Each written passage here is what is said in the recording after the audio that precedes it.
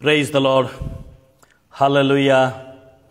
परमेश्वरंकर पवित्र महानामर धन्यवाद हेउ, परमेश्वरंकर गौरव हेउ, परमेश्वरंकर प्रशंसा हेउ, जेहेतु तांको दया तांकर अनुग्रह रे रात्रिर समस्त आपद विपद को अतिक्रम करी आमने एक नूतन दिन नूतन प्रातः काल रे प्रवेश करियोछु।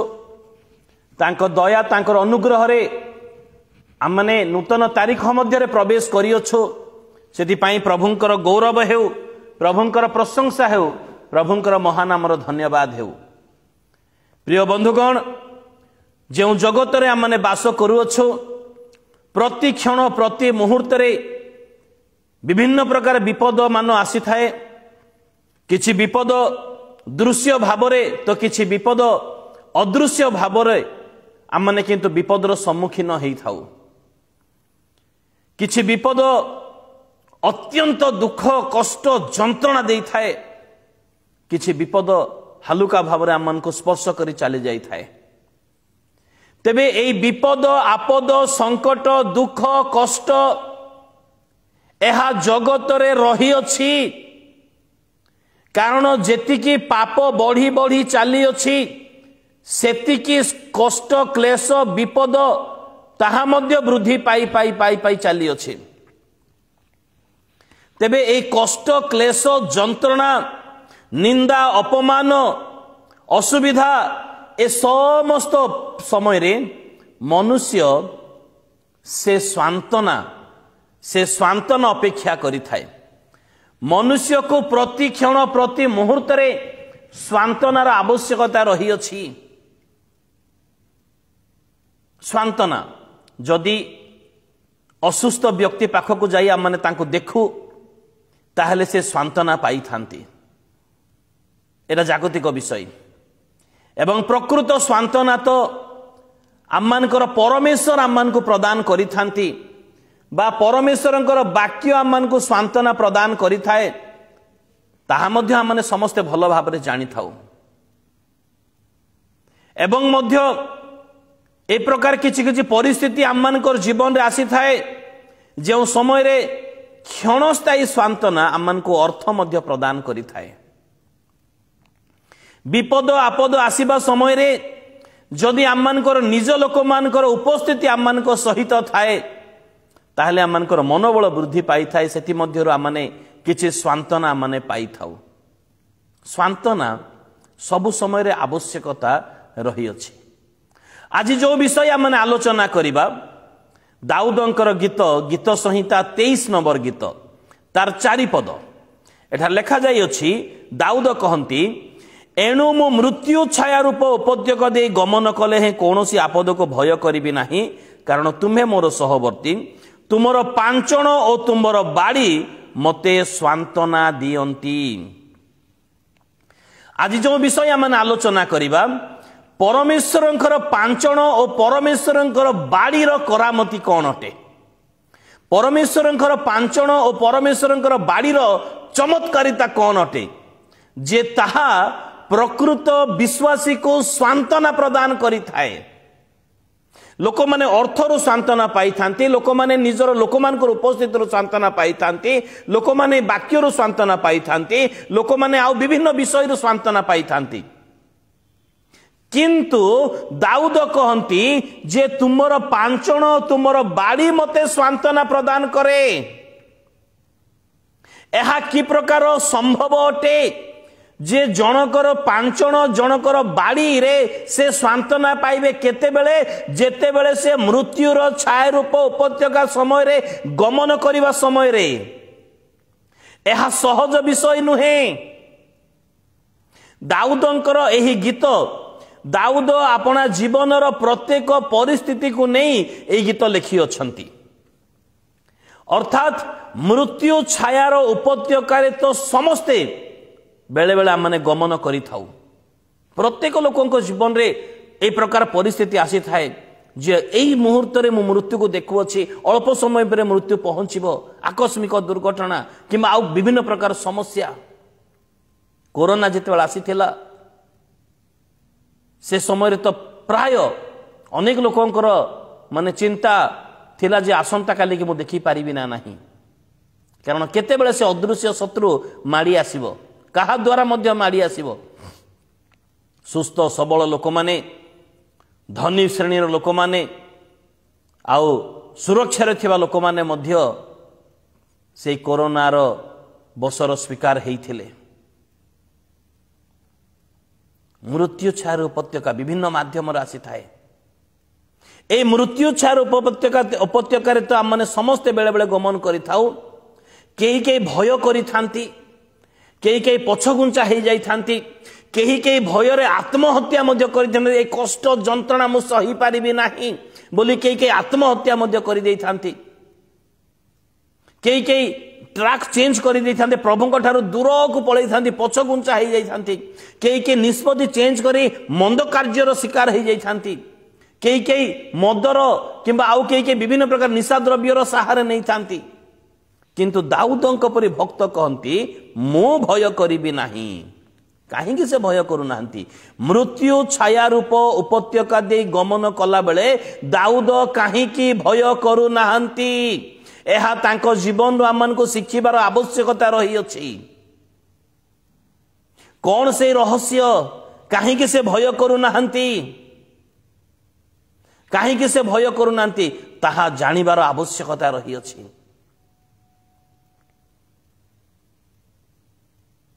କାରଣ ପ୍ରଥମ ବିଷୟ ତ ସଦାପ୍ରଭୁ ଦାଉଦଙ୍କର ସହବର୍ତ୍ତୀ। ତେବେ ପ୍ରଶ୍ନ ଉଠେ କାହିଁକି ସଦାପ୍ରଭୁ ଦାଉଦଙ୍କର ସହବର୍ତ୍ତୀ?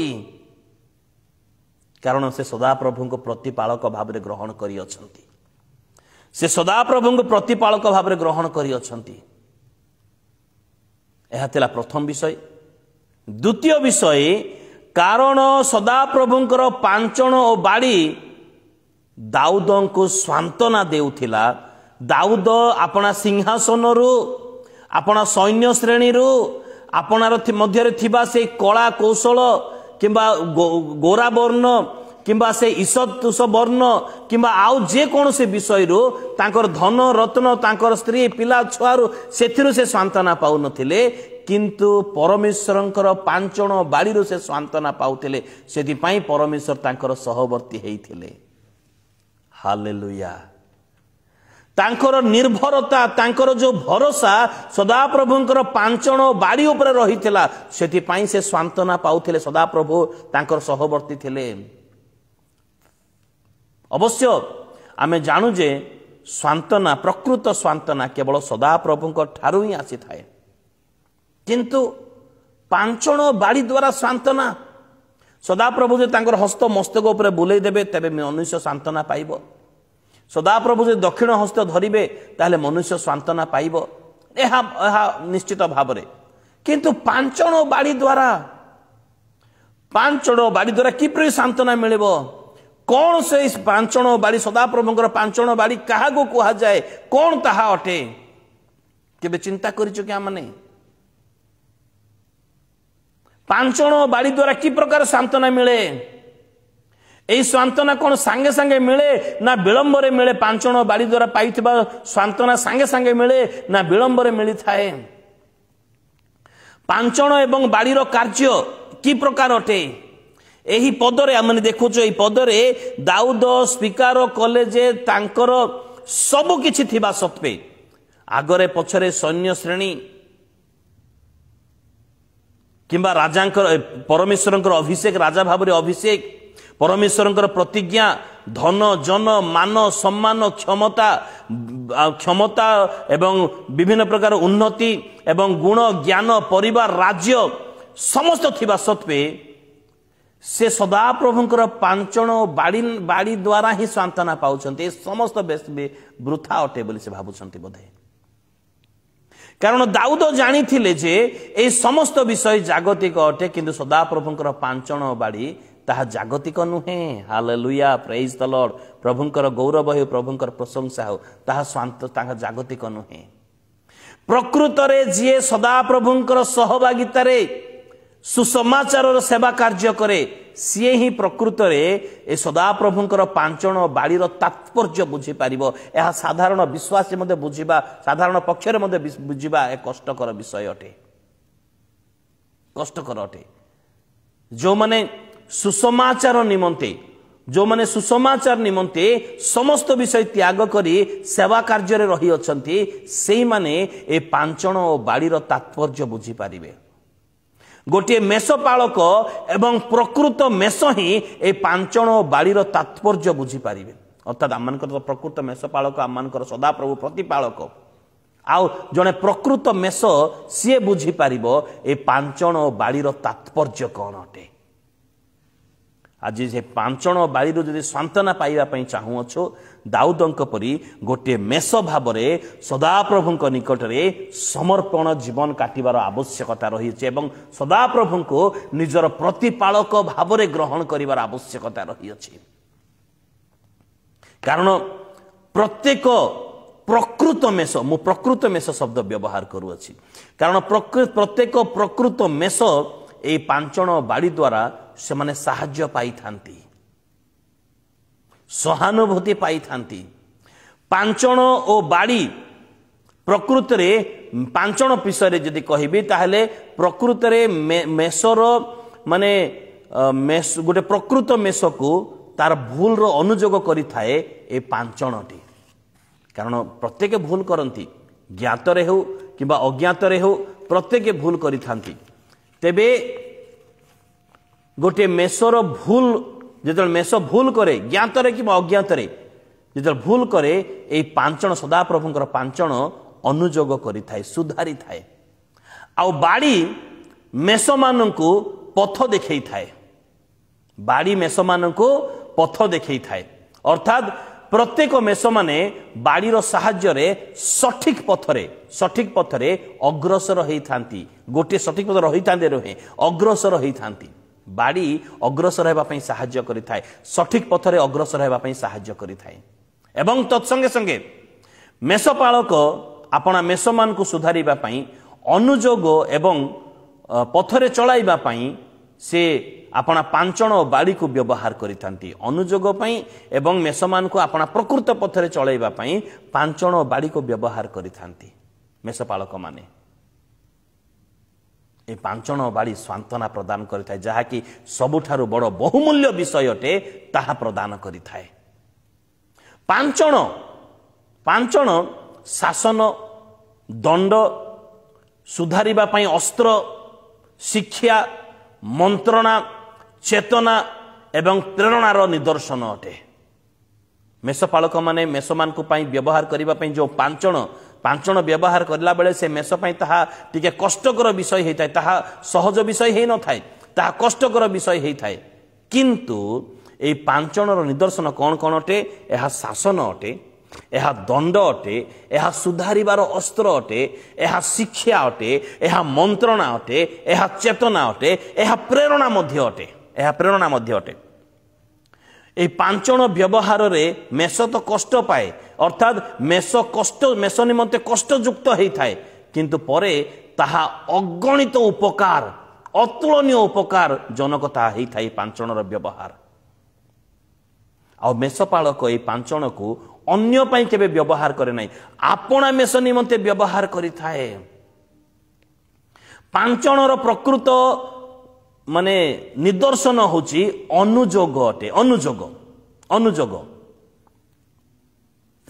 अनुयोग व्यवहार करिबा पछरे से मेषपालक बा सदाप्रभुंकर प्रेम और शुभकांक्षा रही थाए लुचि रही थाए।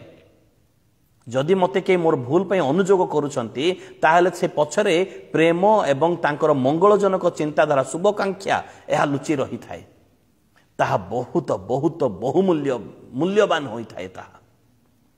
मेषपालक अर्थात सदाप्रभु अपना पांचण अर्थात अपना अनुयोग अपना मेष अपना विश्वासी पाई से व्यवहार करिथांती अन्य पाई नुह जो माने तांकर खुआड़र नुहंती सेमान को पाई से पांचण व्यवहार करि पारिबे नाही सेमान को से अनुयोग करिबे नाही। अनुयोग परि विषय मो संतान निमंते मो व्यवहार करिबी अन्य पाई नुहे।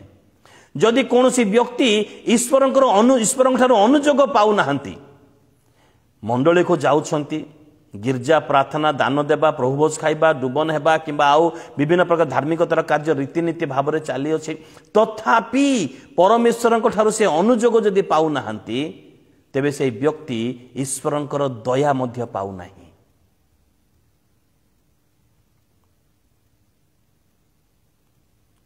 भोर 4टारू उठी प्रार्थना करिबा अभ्यास रे परिणत हो जाइछि। गोटे दिन यदि अलसुआ बसत जदि न उठू परमेश्वर अनुयोग करी ता पर मुहूर्त रे दंड दियंती। यह अनुभूति प्रकाश करुअछि मो तेणु आउ जदि कौनसी व्यक्ति को परमेश्वर अनुयोग मिलू नाही परमेश्वर ताको शासन करू नाहंती ता प्रति से पांचण व्यवहार करू नाहंती तार अर्थ से व्यक्ति उपरे ईश्वरंकर दया मध्य नाही। अर्थात जहाँ उपरे तांकर दया रही जहाँ उपरे तांकर प्रेम रही जहाँ उपरे तांकर स्नेह रही जहाँ उपरे तांकर शुभकांक्षा रही तांको उपरे ही परमेश्वर अपना पांचण अर्थात अनुयोग व्यवहार करती। जदि परमेश्वर अनुयोग करुअछंती तार अर्थ परमेश्वर दया मध्य करुअछंती अर्थात परमेश्वर सुधारू अछंती। जदि परमेश्वर अनुयोग करुअछंती तार अर्थ परमेश्वर स्नेह मध्य करुअछंती। आ स्नेह काको करा जाए गीत संहिता 103:13 पद अनुसार पिता जेपरे आपण संतान प्रति स्नेह बहंती सदा प्रभु आपण भयकारी मान प्रति स्नेह करती। सदा प्रभुंकर संतान माने अटू। जदि परमेश्वर अनुयोग करू नाहंती तार अर्थ निश्चित भाव में विनाश सन्निकट परमेश्वर त्याग करी अछंती। अर्थात परमेश्वरंकर सुधारीकरण जोटा परमेश्वरंकर सुधारीकरण अनुयोग मनुष्य को शुद्ध पवित्र एवं बलवान एवं सक्षम करी गढ़ी थाए। सेतिपाई एई पांचण बा अनुयोग बड़ नितांत आवश्यक एवं यह मूल्यवान विषय अटे। यह मूल्यवान विषय अटे। आ प्रकृत विश्वासी क्षेत्र रे ही परमेश्वर यह व्यवहार करी थांती। आउ ताहा दाऊदंक उद्देश्य रे परमेश्वर व्यवहार करुथिबारु दाऊद कहिले तुमर पांचण मते सांत्वना प्रदान करे। तुमर पांचण मते सांत्वना प्रदान करे। ईश्वरंकर विश्वासी प्रति ईश्वरंकर सुधारीकरण अनुयोग अर्थात पांचण मनुष्य को सक्षम करी थाए। परमेश्वरंकर सुधारीकरण अनुयोग अर्थात पांचण मनुष्य को अनवरत भाव में तांकर पथरे अग्रसर करैबा पई सहाय्य करी थाए। एथिपई यह मूल्यवान अटे। आ एथिपई दाऊद सेतिरु सांत्वना मध्य पाउअछंती। Hallelujah praise the lord. जेतेबेले गोटे प्रकृत विश्वासी गोटे मनुष्य लक्ष्य भ्रष्ट हुए सेतेबेले परमेश्वर ता पई अनुयोग रूपक पांचण से व्यवहार करी थांती। जिते लक्ष्य भ्रष्ट स्वार्थ सकाशु आमोद प्रमोद सकाशु किंबा अवहेला सकाशु अलसुआ सकाशु जिते मनुष्य ईश्वरंकर पथरे गमन करू करू लक्ष्य भ्रष्ट हो जाए बाट बणा हो जाए ट्रैक चेंज कर दिए से परमेश्वर अनुयोग रूपक पांचण तापाई व्यवहार करती। ताहा शासन ताहा दंड ताहा चेतना ताहा प्रेरणा ताहा कौन प्रकार गोटे शास्ति हो पारे ताहा परमेश्वर व्यवहार करि थांती। जेतेबेले मनुष्य अन्य मनस्क हो जाए सिद्धिदाता जीशु प्रति दृढ़ लक्ष्य न करी अन्य मनस्क हो जाए सेतेबेले मनुष्य विचलित हो जाए विभिन्न प्रकार विषय रे चंचल चंचल हो जाए विचलित हो जाए विव्रत हुए सेतेबेले परमेश्वर से विश्वासी प्रति अनुयोग रूपक पांचण से व्यवहार करि थांती। कारण से स्नेह करती से प्रेम करती से शुभकांक्षा रखी अछंती। जेतेबेले गोटे प्रकृत विश्वासी बा गोटे मनुष्य निज लक्ष्य छाड़ी अन्य विषय प्रति प्रलोभित हो जाए सेतेबेले परमेश्वर अनुयोग रूपक पांचण ता प्रति व्यवहार करि थांती। आउ दाऊद को प्रेम करुथिबारु दाऊद को स्नेह करुथिबारु दाऊद परमेश्वरंकर मनर मत लोक होइतिबारु परमेश्वर ता प्रति पांचण व्यवहार करुथिले। सेतिपई से कहंती तुमर पांचण बाड़ी मते सांत्वना प्रदान करे। तुमर पांचण तुमर बाड़ी मते सांत्वना प्रदान करे। प्रिय बंधुगण आज आपण प्रति परमेश्वर से पांचण रूपक अनुयोग व्यवहार करुअछंती कि ना छाड़ी देई अछंती। कारण रोमियो पुस्तक तार 1 अध्याय माने 16 पदरु 23 पद पर्यंत जदि पढ़िबा केते लोक ए प्रकार पाप करि चलिले परमेश्वर सेमान को छाड़ी देले त्याग कले पाप रे सेमान को समर्पण करते मैं आउ पाप कर समर्पण कर देले दंड देवा निमंते सेमानक पई तांकर सुधारीकरण अनुजोग रूपक 5 जण से व्यवहार कले नाही आउ जुनस जेतेबेले से लक्ष्य भ्रष्ट हेले परमेश्वर तांको निमंते से अनुजोग रूपक 5 जण बाड़ी व्यवहार कले सेति पई समुद्र रे तरंग सब ढेउ सब उठिला गुळीबांट तांको नाम रे उठिला तांको पई माछ को प्रस्तुत करा गला से पर्वतर मूल पर्यंत अर्थात माछर पेट भितर रही से तळको तळको तळको चली गले तांको पई अनुजोग रूप 5 जण व्यवहार करा गला ता परे से ठीक बाट को आसिले माछ पेट भितर ताई प्रार्थना कले प्रेम करुथिबारो योजना रखिथिबारो परमेश्वर ए प्रकार व्यवहार कले आजी आजी आजी आम्मानक पई परमेश्वर से 5 जण रखी अछंती कि व्यवहार करू अछंती कि ना मान को छाड़ी देई अछंती परमेश्वरंकर से 5 जण को चिन्हिबार आवश्यकता रही अछि अनुजोग को चिन्हिबार आवश्यकता रही कारण जाको प्रेम करा जाए ताकू ही अनुजोग करा जाए ताकू ग्रहण करिबार आवश्यकता रही अछि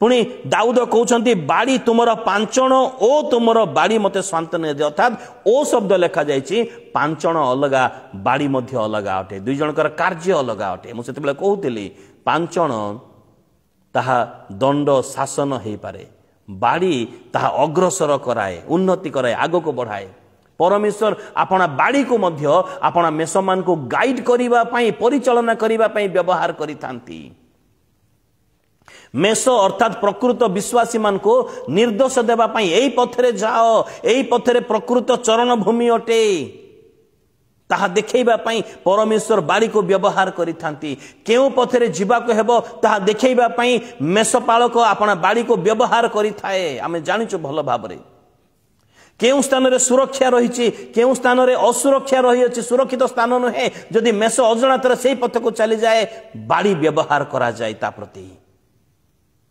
केउ स्थान रे सुरक्षा रही अछि केउ स्थान रे गोचर अर्थात तृण अर्थात आहार मिलिबो से स्थान से मेषपालक जानी थाए आ मेष को से स्थान को नेबा पाई परमेश्वर बाड़ी को व्यवहार करिथांती परमेश्वर चाहंती नहीं जे माने नरक पथर यात्री हेउ परमेश्वर चाहंती माने स्वर्ग पथर यात्री हेउ सेति पाई परमेश्वर बाड़ी को व्यवहार करंती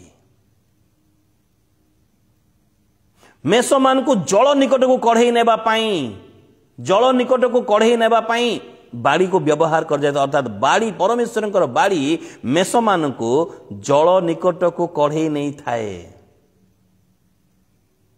जदि आमने विश्वासी माने परमेश्वर बाड़ी द्वारा निर्देश पाउना हूं तार अर्थ परमेश्वर त्याग करी अछंती किछि गोटे त्रुटि आमनकर जीवन रे रही अछि जदि बाड़ी द्वारा माने सांत्वना पाउना हूं बाड़ी द्वारा माने निर्देश पाउना हूं ताले निश्चित भाव रे किछि तो गोटे त्रुटि आमनकर जीवन रे रही अछि तबे निश्चित भाव रे आत्मिक जीवन रे आमने दुर्बल अटु आत्मिक जीवन रे आमने त्रुटिपूर्ण जीवन काटु अछु आमने जानि पारुना हूं जदि परमेश्वरक निर्देश आमनको मिलु नाही कारण निर्देश द्वारा ही आमने ईश्वरकर पथरे चाली पारिबा पई सक्षम होई पारिबा